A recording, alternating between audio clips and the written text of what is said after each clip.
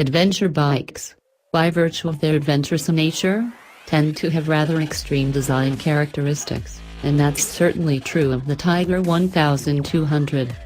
The factory tweak though looks a little with a slight shuffling of the painted bits against the blackout backdrop in the new tank graphic, but the new Tiger 1200 XR is one apple that fell mighty close to the tree, as it's still very similar to the Tiger Explorer XR it replaces.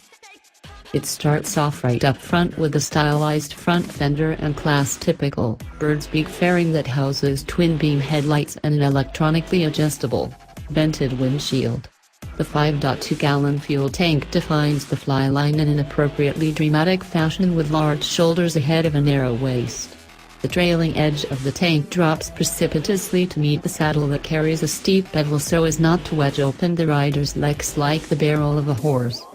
It comes with a two-position mount that allows the seat to be set at 32.87 inches off the ground or jacked up to 33.66 inches tall, and the pullback bars work with a butt bucket and low foot pegs to form a relaxed triangle with room to comfortably stand while underway.